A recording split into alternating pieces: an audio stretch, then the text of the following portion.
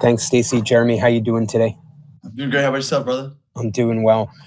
You lose O'Shane Ziminis, who was a core guy for you. Can you give me a feel for, one, what that loss does, how it affects you, and two, how you try to fill it when you've got a core four guy there? Yeah, I mean, anytime you lose a core guy on special teams, it's always tough, especially a guy like Ox, who, first off, did a phenomenal job through OTAs, and hope he gets a speedy recovery. But what you try to do is you try to elevate guys from the practice squad or guys that you feel like should be elevated. Like a guy like Giles Harris was the guy we elevated, and he kind of stepped into that four core role for Ox right there. And you try to find the guys, and that's why you continue to develop right throughout the season, through the practice squad, and find guys that when guys goes down, who's the next guy in, and that's kind of the mentality you have to have, especially on a 48-man roster. It's quick. When one guy gets injured, you got to find ways to get it going because that's just the way it goes. And I feel like it's sort of a question I ask every time we have the chance to talk with you. The kickoff return rule being new, what are you seeing around the league and with your own team in terms of how that's been going?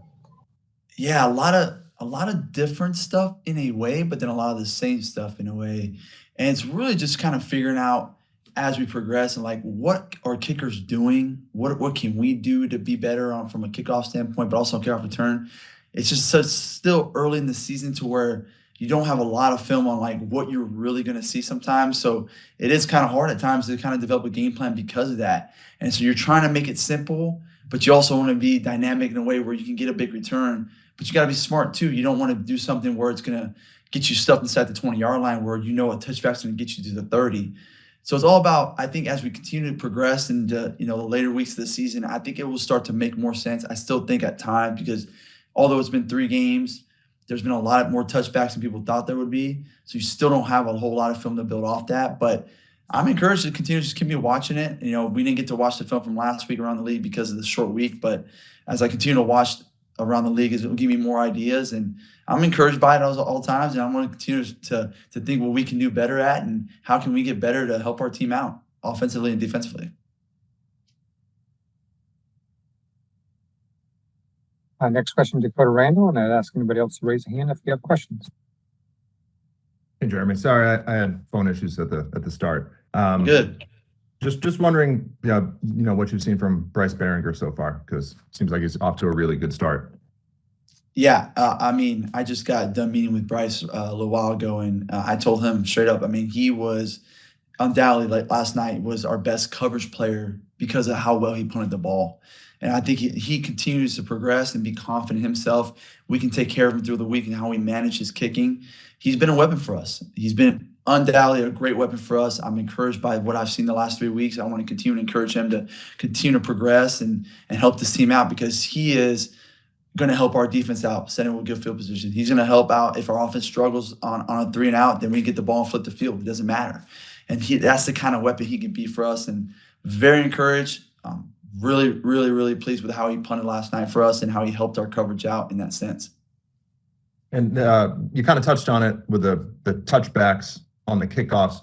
Are you surprised that there's been so many touchbacks, or was that kind of the expectation maybe around the league entering the year? If I would have gone through OTAs, I would have said there wouldn't have been a lot of touchbacks, but with the rule changes that it made throughout training camp, it's encouraged to be more touchback because there's only so much you can do with the football on the tee. And with the ball going to the 30, you're like, all right, I'd rather take it at the 30 than the average drive start being at the 35-yard line or 34. And so that's why you probably see more touchbacks just because of what you cannot do with that ball on the tee. And still, you just don't know what teams are going to run, right? So it's just like there's not enough film to go back on, like, let me see what this coach did 5 years ago over the last 5 years. Because you just don't have that amount of work to be put on film. And because of that, you have to be kind of careful at times. And you also got to look at momentum in the game. Do we have the momentum? Do we want to lose momentum if they get a big return?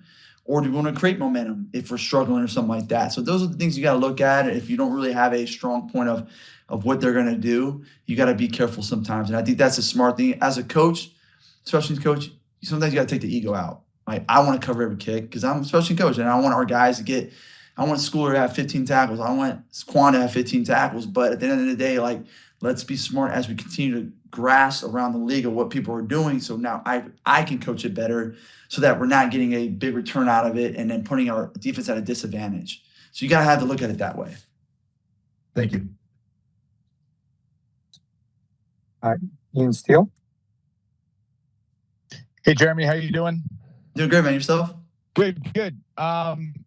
You mentioned, guys racking up the tackle numbers. Joe Cardona seems to be getting a little bit more aggressive with it. I don't know if that's something you've schemed. Obviously, the fumble earlier in the year. Just what have you seen from him? And are you scheming up the snapper to kind of get downfield and get his nose in there a little bit more now? Yeah, I just think what we do in coverage has helped them a little bit, be a little more free from a coverage standpoint. And, Joe's a good athlete, and Joe's a veteran too as well. So he understands when he's running down the field, leverage points, where the ball's being punted and where he needs to be. And it's no surprise. I mean, the guy's been playing for double digits. He's got, 10 times more experience than I even do in the NFL. He's a smart guy. He's got a lot of answers in a good way, in a positive way. And I want him to get down there and be in the picture. And I think he's done that, and he's going to continue to do that for us. And I'm very encouraged by him as well. And as long as it's long snapping too. I mean, to go off of how Bryce punted last night, I thought Joe Cardona did a phenomenal job for us in protection and in snapping the ball. And to have those two guys with us right now is definitely helping our punt team.